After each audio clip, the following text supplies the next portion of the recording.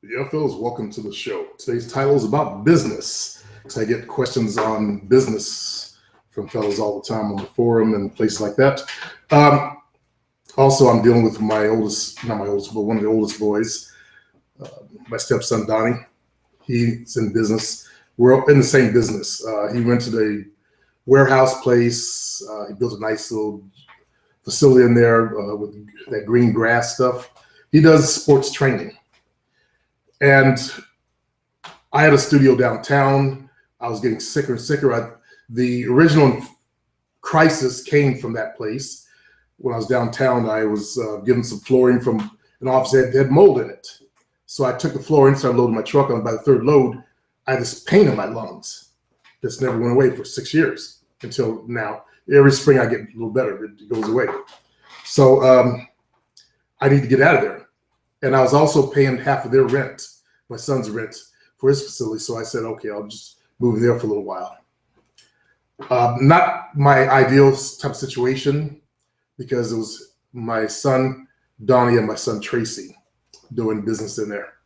And I don't like stepping into, jumble stuff like that, but I did anyway. Nice facility, big, lots of room. And over the years, my son has lost interest, though. My son, Donnie's lost interest in his training. So I'm trying to explain to him, basically, you've lost interest in helping people. That's what a business is about. It's about helping people. So if you're trying to start a business, a lot of people think, okay, well, I want to start a business, make $1 million, and live in a big house. On my forum years ago, I asked, what do you think your purpose is in life to a lot of fellows? And of course, he's a brother. My purpose is to be a rap star and live in a big house and drive a big car. That's his purpose in life. No, that's a goal.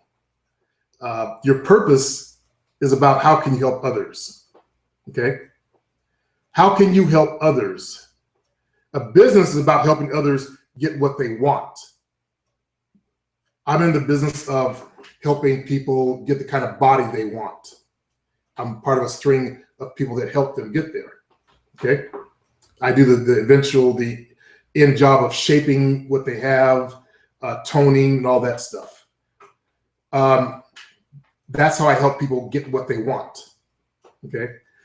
So some people, they're in the business of, let's say they own like Jovina's family, they own a Portuguese store years ago. They sold the Portuguese bread. So they were in the business of helping other displaced Portuguese and people that leave the islands, all that stuff, find the foods that they're used to eating. They're helping people find the foods they're used to eating. That's the concept you have to take when you're in business, okay? How can you help others? Anthony Robbins once said, the way to become very successful is find out what you love to do and find a way to help others with what you love to do. So it's all about helping, whether you're talking about your purpose in life or a business that you start. My business online, I'm in the business of helping guys solve their dating issues and become more masculine males. That's where I come in. That's where I help. Okay, I have all the skills that you need for that. I'm a personal trainer. Of course, these guys know weightlifting makes you more masculine. I can teach you how to dance because I used to be a dance teacher. I can teach you how to confidence because men have confidence. So I can help you get your confidence up. I can teach you how to fuck the shit out of women because I learned that myself. And I teach you what I learned. I can teach you how to get up into their heads because I learned that myself back in, I was 30, going into my 32nd year, I started doing that. Somewhere between 31 and 32. And I was mastering by the time I was 33, okay? So that's my business. I help others with what I learned to do well. What do you do well enough that you can help others with? Some of you might be math pros, help others, with math tutoring. That could be a small part-time business you can do.